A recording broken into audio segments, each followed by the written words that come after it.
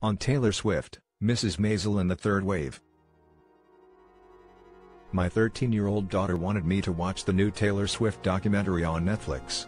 I go back and forth about Swift. She rose to fame and fortune looking like a Barbie doll and singing about boys. Oh, those bad boys that she just can't help falling for, so, not exactly my jam. But pandemic lockdowns have a way of expanding one's screen time in unexpected ways. My daughter was right, songs like You Need to Calm Down and I'd Be the Man, attacks on homophobia and misogyny, respectively, and her court case against a sexual predator indicate that Swift has well and truly pivoted, and Miss Americana focuses on her growth into a woman fully aware of the politics of gender and power at play in her life and the world around her, and what's more, of third-wave nuance. As she paints a friend's nails with glitter polish, she says in voiceover, "I want to wear pink and tell you how I feel about politics. And I don't think that those things have to cancel each other out." Third-wave feminism has always been a tough nut for me to crack, not in terms of its insistence on greater inclusivity, a no-brainer, but because of its argument that legit feminist empowerment and loving girly stuff aren't mutually exclusive territories. First-wave feminism was suffrage for women's right to vote, second wave was the women's rights movement championed and typified by women like Betty Friedan and Gloria Steinem. Third-wavers talked back to the second wave by arguing for the inclusion of ethnic minority and poor and working-class voices, but also against the idea that anything considered feminine, even in the pop cultural sense, is somehow disempowering or shameful to any respectable feminist. Some think we're already in a fourth wave, but it seems to me that mainstream pop culture is very much having a third-wave moment, and not only because of Swift and greater visibility for trans and ethnic minorities in public feminist discourse.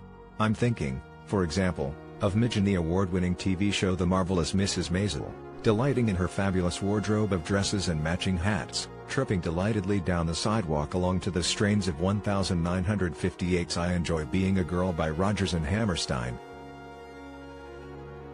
When I have a brand new hairdo, with my eyelashes all in curl,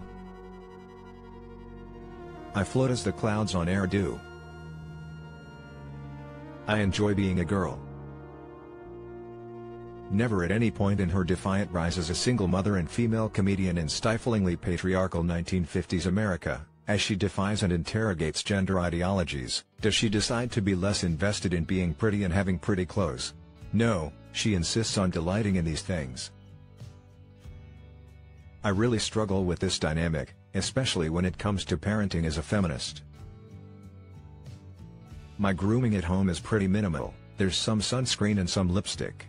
Every few months I buy a box of hair color to try and resuscitate my blonde. I used to try and carry all these things out in secret so the kids wouldn't know that mummy is vain, or mummy has bowed to patriarchal beauty ideals, or mummy doesn't really believe that it's what's on the inside that counts. But being alone in the bathroom for a few minutes, nay, seconds, is just unrealistic with 5 small children bombing around, so eventually I had to face questions. A lot of questions. Mummy, why are you shaving your legs? Because of social pressures to adhere to gendered beauty norms that have associated femininity to a lack of body hair in certain places. Oh. They sniff out these transgressions like little bloodhounds, as if they sense how each small attempt at britification makes me feel like a fraud, because I still believe that to find pleasure in looking beautiful, to enjoy being a girl, is a fragile, perishable thing balanced precariously on a pile of insecurities.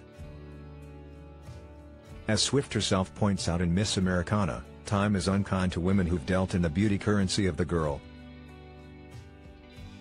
Be young to us, but only in a new way and only the way we want.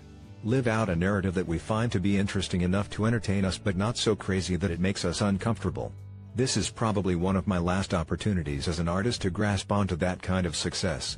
So, as I'm reaching 30, I want to work really hard while society is still tolerating me being successful. As long as glitter nail polish and pretty outfits are linked to that kind of success, I can't enjoy them. It seems like a better plan to figure out what it means to enjoy being a woman, and then joyfully leave girlhood behind.